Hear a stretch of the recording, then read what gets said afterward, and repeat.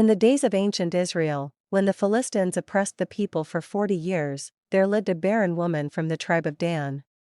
She longed for a child, but her prayers seemed unanswered, until one day, an angel of the Lord appeared to her.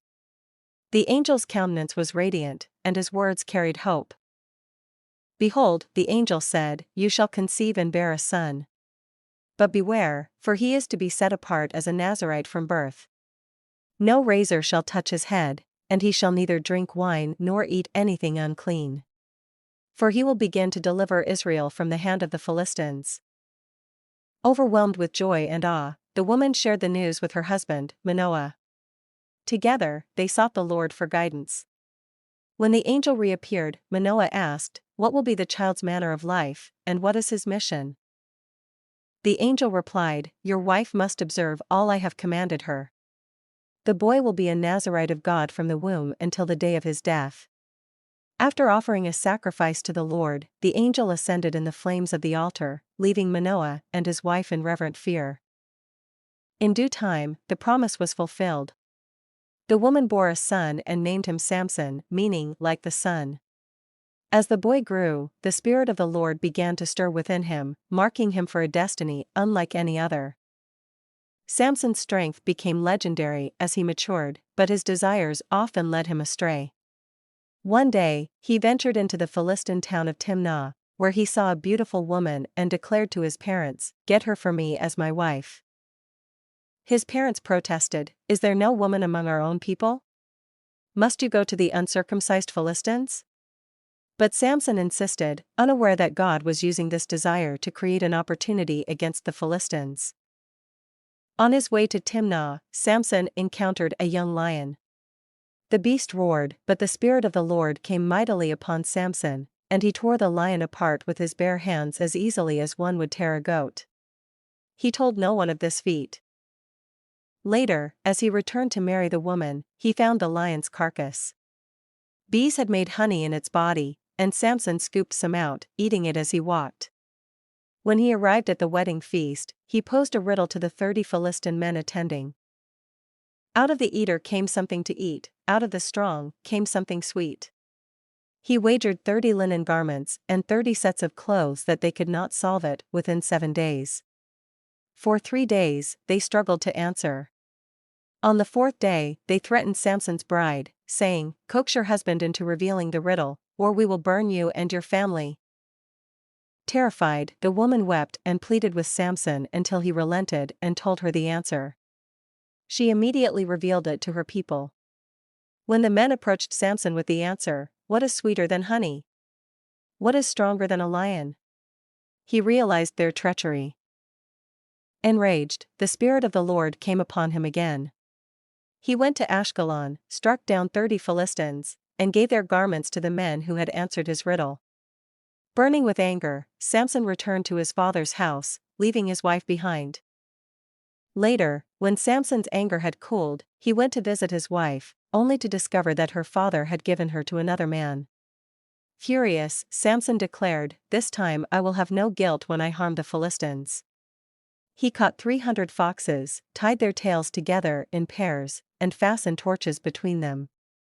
Then he set the torches ablaze and released the foxes into the Philistines' grain fields, vineyards, and olive groves, leaving devastation in their wake. The Philistines, seeking vengeance, burned Samson's wife and her father to death. Consumed by rage, Samson attacked them with great slaughter and then retreated to a cave in the rock of Etam. The Philistines mobilized an army and encamped in Judah, demanding that the men of Judah hand over Samson. Fearful of the Philistines, 3,000 men of Judah went to Samson and pleaded, "Do you not know that the Philistines rule over us? Why have you brought this upon us?" Samson replied, "Swear to me that you will not kill me yourselves." They agreed, binding him with 2 new ropes and delivering him to the Philistines. But as the Philistines shouted in triumph, the Spirit of the Lord came upon Samson. He broke the ropes as if they were threads, grabbed the fresh jawbone of a donkey, and struck down 1,000 men.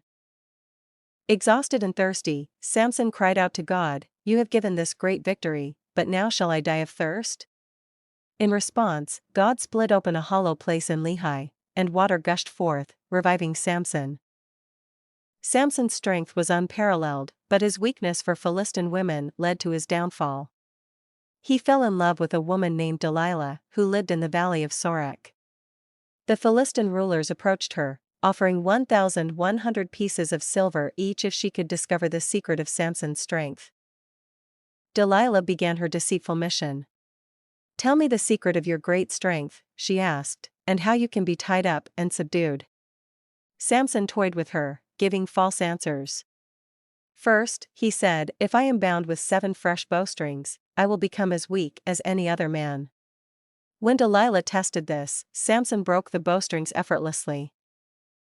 She pressed him again, and he claimed, "If I am bound with new ropes, I will become weak." But when she tried this, Samson snapped the ropes like threads. A third time, he lied, saying, "If you weave the 7 braids of my hair into a loom and fasten it, I will lose my strength." Delilah tried this too, but Samson awoke and freed himself. Frustrated and humiliated, Delilah accused him of not loving her. Day after day, she nagged and pleaded until Samson, weary of her persistence, revealed the truth. "No razor has ever touched my head," he said, "for I have been a Nazirite from birth. If my head were shaved, my strength would leave me." Delilah knew he had finally told her the truth. She lulled him to sleep on her lap and called for a man to shave his head. When Samson awoke, he thought, "I will go out as before and shake myself free." But he did not realize the Lord had left him. The Philistines seized him, gouged out his eyes, and took him to Gaza, where they bound him with bronze shackles and forced him to grind grain in prison. As Samson toiled in the darkness, his hair began to grow again. The Philistine rulers gathered in the temple of Dagon to celebrate their victory, offering sacrifices and praising their God. They called for Samson to be brought out to entertain them. Blind and humbled, Samson was led by a servant to the center of the temple, where he asked to be placed between the 2 main pillars. He prayed, "Sovereign Lord, remember me. Strengthen me just once more, so that with one blow, I may avenge myself on the Philistines." With renewed strength from God, Samson braced himself against the pillars and pushed with all his might. "Let me die with the Philistines," he cried. The temple collapsed, killing Samson and more Philistines in his death than in his life. Samson's story is one of great triumph and deep tragedy.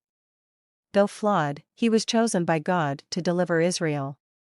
His life reminds us of the dangers of pride and disobedience, but also of God's power to use even our failures for His purposes. Samson judged Israel for 20 years, and his name endures as a testament to the complex nature of human strength and divine grace. What a beautiful story. Thanks for watching. Like, share and stay tuned for our next story, which is a surprise.